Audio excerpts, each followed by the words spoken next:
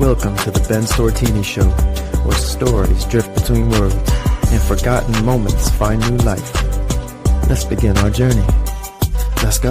And welcome back to the Ben Stortini Show, and I'm your host, Mr. Ben Stortini, but please, you can just call me Ben.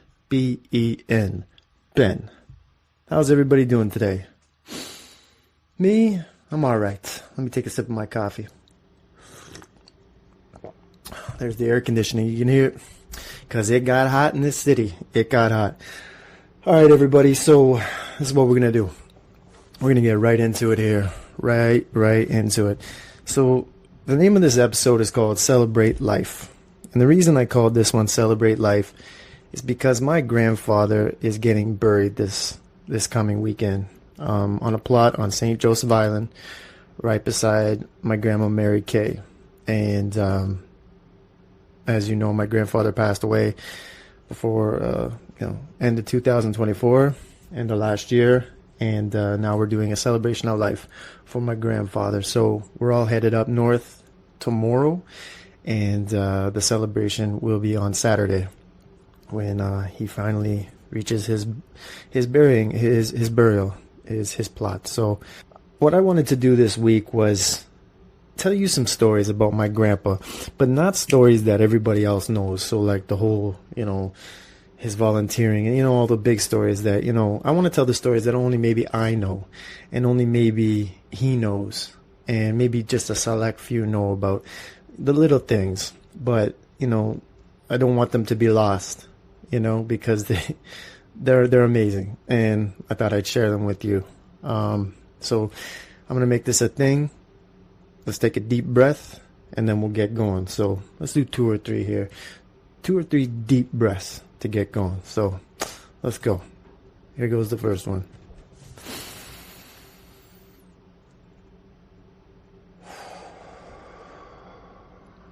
All right, 2 more.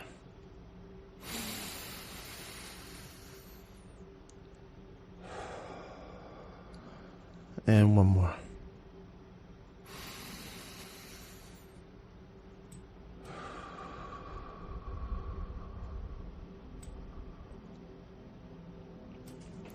All right, that does feel good. I'm glad I just did that. All right, so I'm gonna tell some stories about my grandfather that maybe, like I said, only I know. And so here's a few. I remember this one time. I was near the end of the summer, and my grandfather had a sailboat out, Amicus. This beautiful old sailboat, just beautiful wood panel. Had it was painted brown and white. It's just a beautiful little sailboat, and he used to go out on his own in the lake in front of his house and just relax, right? So one day he's like, "You want to come out with me?" I said, "Yeah, let's go." All right. I think I don't know, I was pretty young, 10, 11, 12, something like that. And he's like, "How about I tow you?" I'm like, "Tow me?" He's like, "Yeah, we'll get a rope. We'll tow you behind the sailboat on an inner tube." So we go down to the beach, and sailboat's already in the water, and I go and I find this old inner tube. It's just an old tire that's been blown up, right? And like you said, he hooked it up to the back of the sailboat, and we get out there. There was a little bit of wind, and he was pulling me around, and it was nice. But then all of a sudden, the wind just died, and this was like before dusk, so it was just about to be nighttime. All of a sudden, there was zero wind. And we're just sitting out in the middle of the lake. He's not moving. I'm not moving. I'm sitting in the inner tube. And I'm just sitting there. It was quite possibly one of the most relaxing moments of my life. There was no noise. Anybody that's been on St. Joseph Island knows it's pretty quiet out there. But this moment was just, my grandpa was just in the boat. There was no rush to pull me in. There was no rush because there was no wind. There was no urgency to get going. There was no rat race. There was no stress. There was no anxiety. It was just laying on that inner tube, connected to a rope, to his sailboat, waiting for the wind. And it was beautiful. And I just remember, the wind didn't actually come. So really we needed to do something about this. So he ended up pulling me in, and I climbed back into the sailboat, and we just got enough wind that brought us back home to the beach. But I just remember that moment, man. It was so beautiful. It was so calm. The water wasn't moving. There was no sound. There was no stress. It was just a beautiful, beautiful moment. And who I've never seen that to this day. Somebody being towed by a sailboat, by the way. So that was a one-of-a-kind moment. I've never seen it since. Especially we weren't even moving. So that was nice. I remember this one time. I used to come back. I still do. But I come back to the island every summer. And there was a time, in college, I come back with some friends and this and that.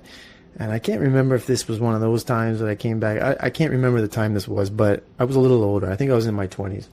So yeah, quite possibly I came up with some friends. But found myself at my grandpa's, and I'm in the kitchen. I'm just chopping it up with him in the kitchen, sitting there, talking, blah, blah, blah. And he goes, "Oh, hey, Ben." I'm like, "Yeah." He goes, "I want to show you something." I'm like, "All right." He goes, "Come with me." So he motions me over to the kitchen window, which overlooks this beautiful property, which man, up until the end, he kept beautifully manicured. He was always out there into his 90s on the riding lawnmower, keeping all the grass cut, keeping everything clean. His garden was always done perfectly. That was his sanctuary. It was just a beautiful, beautiful property. Always kept immaculate. And he goes, "Look out the window. What do you notice?" So I'm looking out. I'm like, the grass is cut nicely. Everything's nice and clean. The big birch tree in front, and this little statues around the steps. I'm like, I don't know. He's like, look at those Muskoka chairs. I got some new Muskoka chairs. I'm like, those are beautiful. Yeah. He's like, "Do you notice anything about the Muskoka chairs?" Like, I look at him. I go, no. What is it? He goes, "Really look." And I look, and I go, oh my God. There was three Muskoka chairs, and each was painted a different color. They were painted red, green, and white. So he had them laid out like the Italian flag. It was beautiful. I go, "Oh, I see it now." He said, "Yeah, you see it now." Oh man, yeah, the Muskoka chairs like an Italian flag. This shit's beautiful. And that actually reminds me, when I think of the sailing in Italian, he used to have this other boat with his friend Peter Scarfone, and they used to go on these sailing trips, North Channel up, around that way. It was a big boat, so they used to do like overnight trips, like a few days, this and that, right? And he used to tell me he used to make pasta in this boat, like a scene out of Goodfellas or Godfather. Like he said he used to cut the garlic in the boat. When they're anchored, they cut the garlic with like a razor blade, just like in Goodfellas, right? In that scene when they're in jail and he's making pasta sauce in the sailboat, man. Like, imagine how relaxing that was for them, like just chilling wherever, making pasta sauce on a sailboat in the middle of just nowhere, peaceful, quiet. Like, man, just beautiful. I remember too. Oh man, another story. So I remember this one time. This was maybe I was 14. This was when it was a big deal back in the day to get something, like you get a haircut, but you get like a picture. This was like 90s, real 90s shit. Like you get what was that haircut called? The mushroom cut. All right, so you get a cut. There was no fade. It was just sharp line just around your head, and it looked like a mushroom, right? So I used to get the mushroom cut, but this time I got the mushroom cut, but I got a picture shaved in the back of my head, man. I got Bart Simpson shaved in the back of my head. It was beautiful, right? I was like, yeah, just get Bart's head in the back right here. Oh my God, I got it done. I got it done in the Sioux. Thought I was super professional. Yeah. I didn't do the barber on the island. I went to the Sioux to get this shit. So this shit was legit, right? So I come home, I'm all excited, right? But you guys got to remember, I'm a ginger, so I'm light-haired, right? So you can't see shit. Like, it just looks like, a blotch. So So the next morning, I'm going to school, and I'm getting up to get to school, and I see my grandpa's getting ready in the bathroom, right? So I go into the bathroom. I'm all excited about Bart Simpson in the back of my head. I go, Grandpa. He's like, yeah, what? I go, Grandpa, look at this. What do you think? I got Bart Simpson shaved in the back of my head. Look at this. He looks at me. I swear to God, it was just silence. It was pure awkward silence, and he's like,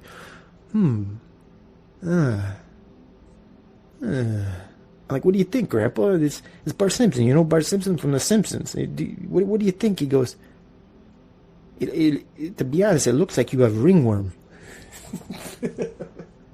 I didn't even know what ringworm was, but I knew it wasn't good. And I knew that if he said it, he was being so honest with me. If he said it, then yeah, this Bart didn't quite look like Bart to me, right? So that fucked me up a little bit, because I had to go to school, right, with this ringworm, supposed ringworm in the back of my head, right? So I'm like, oh shit. So I went to school, and I remember trying to hide it, but it was impossible to hide. Like, I was trying to face people without knowing. I'm trying to talk to people. When I was talking to people, making sure that I would move if I knew someone was behind me. So it was a very awkward day. But I mean, I only got through maybe 20 minutes of that, and they're like, what's that in the back of your head? I'm like, yeah, that's Bart Simpson. They thought it was kind of cool, right? But you know, I was the first one to do that. I remember there was lines. You get those lines on the side of your head, but I took it just that one step further, man. I got the Bart in the back, man. I got the ringworm. It was it was good. So that actually didn't stop. You know, showing my grandpa things and him giving his comments, right? I remember I was a little older, you know, in my 30s, come back to the island, and that's when I started getting tattoos. I think I got my first tattoo at like 28, 29. I don't know. It was the map of the island on my right forearm. I think I had 2 or 3 at that point. I don't know. No, I just had the one.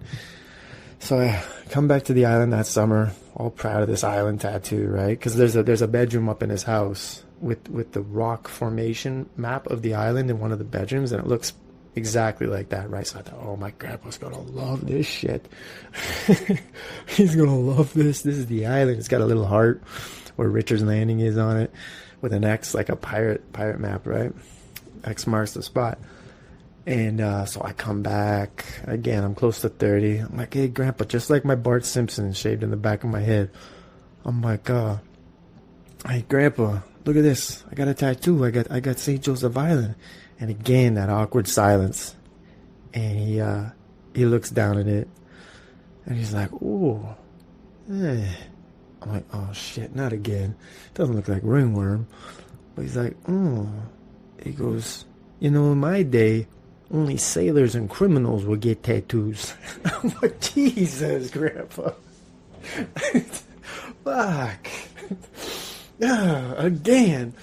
Oh. He said only sailors and criminals. And he knows criminals, right? Because he was a judge. Only sailors and criminals get tattoos. I'm like, okay, cool. Thanks, Grandpa. Thanks for that. And funny, it was that same trip up there that we were walking downtown, downtown, in Richard's Landing, yeah, downtown, near Donnell's, old school Donnell's, shout out Donnell's. And for some reason, I can't remember her name, but some lady from the Island Clippings, and you gotta understand, the Island Clippings is like the newspaper for the island, but it's like 2 pages. It's like just one fold. You know, it's brilliant. Anybody who's not from St. Joseph Island, if you do go to St. Joseph Island, get yourself a copy of the Island Clippings, because it's amazing, because it's just a portal into what's going on the island. I mean, you'll have in the back in the classifieds like, oh, Rick over here is his fucking trailer broke down, so he's looking for somebody to come by and maybe check her out, and you know, like everybody helping each other, and you know, maple syrup shortage on the east side of the island. You know, pudding stone hurts young child after he steps on a pudding stone and trips and falls near the fort. You know, that type of shit. You know, for sale, a garden hoe, a little bit broken, but it'll do the trick. You know, I duct tape the top, that type of shit. But anyways, so we're walking down. So it's that type of news, like real island news, like the shit you talk about at the dinner table news, right? So I'm walking down with Sharon, actually, my wife now, and this lady stops me, and she's like, "Oh, are you Ray's grandson? Oh, look at that tattoo." And I'm like, "Yeah, that's St. Joseph Island." She's like, oh boy, may I take a picture of that and get that in the island clippings? I'm like, absolutely. So she takes a picture of the tattoo. Ben returns to the island, and I get front page of the island clippings. I believe it was front page, or it was the flip. Again, it's only one fold, so it felt like front page. Ben Stortini shows off island tattoo, blah blah blah. It was awesome. It was beautiful, and that meant a lot. Only sailors and criminals, though, right? It was another one, man. I share this one, man. The last time I spoke with him, actually, I don't want to go there right now. Actually, let me see here. I remember my grandpa, before he passed, he wrote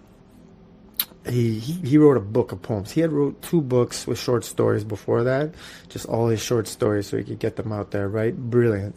And then he wrote a book of poems. And I remember, I'm like, "Grandpa, you're a poet now." Like, he's like, "Yeah, I'm trying." I'm like, "Grandpa, you're a poet now, right?" I can really let him know, right? So you're a poet now. And so he motivated me to write a poem. I remember that when he told me he wrote this book of poems, I was like, all right, well, I'm going to write a poem too. So I wrote a pickleball poem, because for those that don't know, St. Joseph Island is a breeding ground of pickleball superstars. I'm not going to name names because there's too many superstars on that island. Like, it's breeding professionals. Like, I'm not even kidding right now. Like, you go there and you play some pickleball, you're going to get your ass whooped if you've never played it before. And it doesn't matter, young, old, whatever. It is just breeding pickleball stars, right? So, and my grandpa was there from the get-go, from the jump, from the first plunk, he was there. So I wrote a pickleball poem, and I can't even remember if I read this to him. I'm going to take another breath here before I read this. So, this is my pickleball poem. Let me have a sip for this. And I remember I emailed it to him too. Yeah, so I did. I'm looking at it in my email, Ben Stortini to Ray Stortini. So I did send it to him. I didn't get a response. I don't know if he got it though, because email was a little tricky with him. So I said, pickleball poem, from one poet to another. So here we go. The smell of the court, the island's gentle whisper. "Come play," she says. The plunk sound of the pickleball echoes my thoughts. "Get out of the kitchen, Ray," they scream. "Get out of the kitchen, Ray," they holler. "Phooey," the old man mutters under his breath. The game is nearly done, but is it? Some call him Il Mago, the magician, while others just Ray. Pickleball, the game of kings and queens. Does one really lose if toe touch kitchen? "Phooey," he screams, a gentle fart. From who? No one knows. But the game has been won. The smell of the court, the gentle whisper. "Come play," she says. Oh, man. And the reason I put the fart part in, and no disrespect, my grandpa, I do the same thing now. Fuck it, I don't care.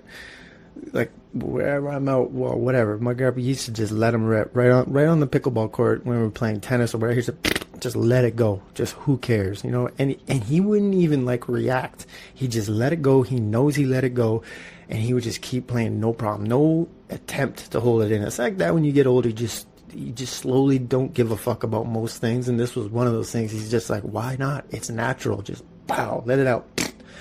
These gentle farts on the pickleball court, man. Man, so that's what I wanted to do. I wanted to share just some like little the little things about my grandpa, man, since he's getting buried this weekend, celebration of life with the family. And I will share one more thing. It's the last time I spoke with him. And the last time I spoke with him before he passed, because I didn't get to speak to him, I tried to call the hospital when I was informed that he was passing away.